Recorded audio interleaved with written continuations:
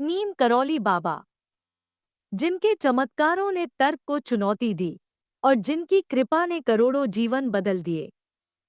उनकी कहानी किसी पुराण से कम नहीं।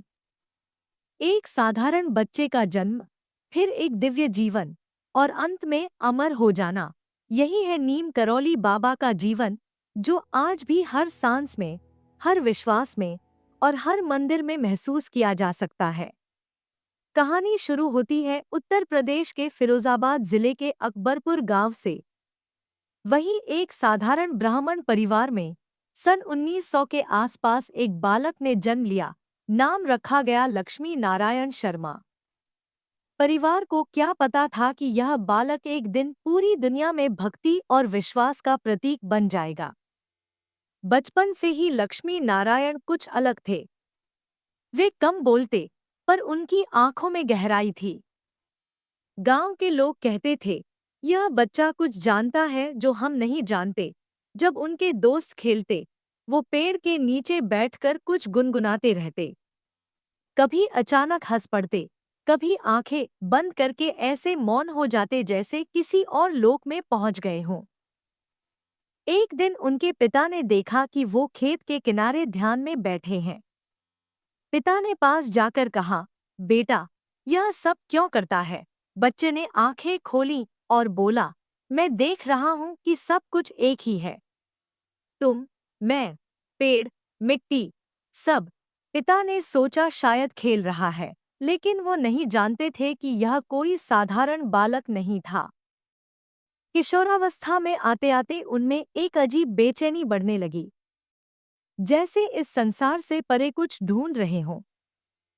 एक दिन उन्होंने अचानक कहा, अब मैं जा रहा हूं। परिवार समझ नहीं पाया। उन्होंने पैर छुए और निकल पड़े, बिना दिशा, बिना लक्ष्य, लेकिन भीतर एक प्रकाश के साथ। वर्षों तक वो उत्तर भारत के अलग अलग इलाकों में घूमते रहे। कहीं हिमालय की गुफाओं में, कहीं मंदिरों में, तो कभी साधुओं के बीच। धीरे धीरे लोगों ने उनके भीतर की दिव्यता को पहचाना। उनका नाम नीम करौली बाबा पड़ा एक रहस्यमय घटना के कारण, जो आगे चलकर उनके पहले चमत्कार के रूप में प्रसिद्ध हुई। एक दिन वो ट्रेन में बिना टिकट यात्रा कर रहे थे। टीटी ने देखा, गुस्से में बोला, बिना टिकट सफर? उतर जाओ। बाबा शांत मुस्कान के साथ नीचे उतर गए और नीम करौली नामक स्थान पर पेड़ के नीचे जाकर बैठ गए। ट्रेन चली, लेकिन थोड़ी दूर जाकर अचानक रुक गई। इंजन सही था, पटरी सही थी, फिर भी ट्रेन नहीं चल रही थी। ड्राइवर, इंजीनियर सब हैरान। किसी ने कहा, वो बाबा जिन्हें उतारा गया, शायद वही वजह है। लोग दौड़े, बाबा से माफी मांगी और उन्हें ट्रेन में बिठाया। बाबा ने मुस्कुराकर कहा, अब चलाओ, और ट्रेन तुरंत चल पड़ी। सभी यात्री हैरान थे। उस दिन से उस जगह का नाम पड़ा नीम करौली स्टेशन।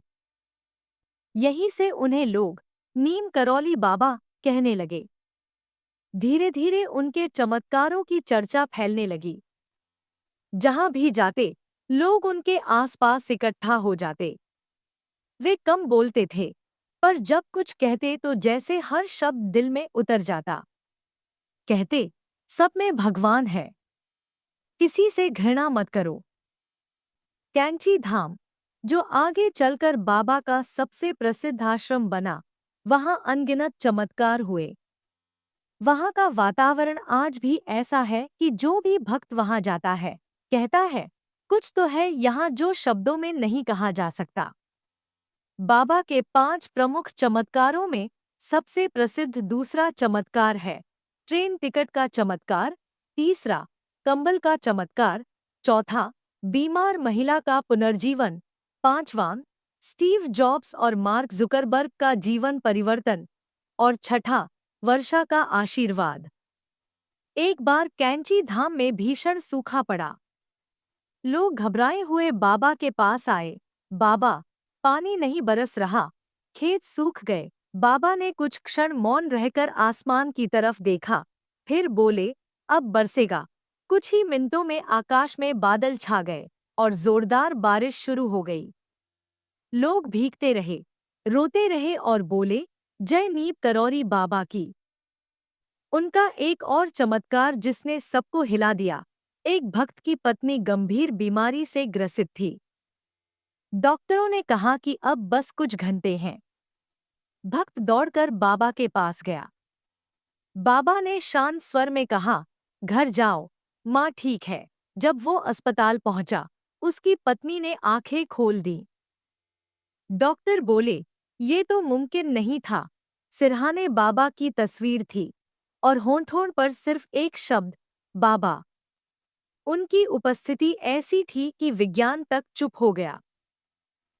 अब कहानी पहुंचती है उस दौर में जब पश्चिमी देशों से भी लोग उनकी ओर खिंचे चले आने लगे। उन्हीं में से एक थे स्टीव जॉब्स, एप्पल कंपनी के संस्थापक। जब वो युवा थे, तब अपने जीवन से बेहद परेशान थे। उन्हें लग रहा था कि जीवन का अर्थ खत्म हो गया है। किसी ने उनसे कहा, भारत जाओ, वहाँ एक संत है, नीम करौली बाबा। जॉब्स भारत आए, लेकिन तब तक बाबा देह त्याग चुके थे। फिर भी उन्होंने कैंची धाम में बैठकर घंटों ध्यान लगाया। उन्होंने कहा, यहाँ कुछ ऐसा है जो शब्दों से परे है। मेरा मन अब शांत है। सालों बाद जब फेसबुक के संस्थापक मार्क जुकरबर्ग जीवन के मुश्किल दौर से गुजर रहे थे, तो स्टीव जॉब्स ने उनसे कहा, अगर अपने जीवन की दिशा वापस चाहिए, तो भारत जाओ, नीम करौली बाबा के आश्रम में कुछ दिन रहो। जुकरबर्ग भारत आए, कैंची धाम गए और वहां कुछ दिन रुके। उन्होंने बाद में कहा, वहां की ऊर्जा ने मुझे समझाया कि सफलता मेहनत से नहीं, विश्वास से आती है। बाबा हमेशा कहा करते थे, सेवा सबसे बड़ा धर्म है। जो दूसरों के लिए जीता है, वही सच्चा साधक है। कैंची धाम में जब भी कोई भक्त आता, बाबा पहले उसका नाम, उसकी पीड़ा और उसके दिल की बात बिना पूछे बता देते। एक बार एक व्यक्ति दिल्ली से आया। उसके मन में लाखों सवाल थे। उसने बाबा के चरणों में सिर रखा और बाबा बोले, तुम्हारे बेटे का नौकरी लग जाएगा। उस आदमी ने कुछ नहीं कहा था, पर बाबा सब जानते थे। कुछ हफ्तों बाद उसके बेटे को सरकारी नौकरी मिल गई। बाबा का हर काम सादगी से भरा था। कभी कोई दिखावा नहीं, कभी कोई उपदेश नहीं, बस प्रेम और सेवा। 1973 में बाबा को हल्का ज्वर हुआ। उन्होंने अपने भक्तों से कहा, अब मुझे मथुरा ले चलो। रास्ते में उन्होंने कहा, राम राम कहो। सबने दोहराया, राम राम। फिर बाबा बोले, अब बस यही नाम रह जाएगा। कुछ ही क्षणों में उन्होंने आंखें बंद की और गहरी शांति में विलीन हो गए। उनके चेहरे पर वही मुस्कान थी, जैसे कोई दीपक बुझते बुझते और ज्यादा उजाला दे गया हो। उनके जाने के बाद भी उनके चमत्कार जारी हैं। लाखों भक्त कहते हैं कि बाबा आज भी उनके जीवन में है। कोई कहता है उसने बाबा को सपने में देखा, कोई कहता है बाबा ने उसकी जान बचाई, कोई कहता है बाबा ने रास्ता दिखाया। आज कैंची धाम में हर साल लाखों लोग आते हैं। 15 जून को वहां विशाल भंडारा होता है। लोग कहते हैं उस दिन पूरा वातावरण बदल जाता है। फूलों की खुशबू, घंटियों की ध्वनि और हवा में गूंजता नाम, जय नीम करौरी बाबा की। उनके भक्त कहते हैं, जब तक सांस है तब तक बाबा का नाम रहेगा। अगर आप कभी कैंची धाम जाए, तो वहां की मिट्टी को हाथ लगाकर देखिए। उसमें एक अजीब सी गर्मी है, जैसे कोई अब भी वहां मौजूद हो। कई लोग कहते हैं कि उन्होंने बाबा को आज भी देखा है, किसी यात्री के रूप में, किसी साधु के रूप में या किसी बुजुर्ग के रूप में जो मुस्कुराते हुए कहता है, सब ठीक हो जाएगा। और शायद यही नीम करौली बाबा का सबसे बड़ा चमत्कार है। वो चले गए, पर हर दिल में आज भी जीवित है। अगर आपको नीम करौली बाबा की यह रहस्यमयी प्रेरणादायक और सच्ची कहानी पसंद आई हो तो वीडियो को लाइक करें, चैनल अनन्या स्टोरी को सब्सक्राइब करें और नीचे कमेंट में लिखें जय नीम करौरी बाबा की।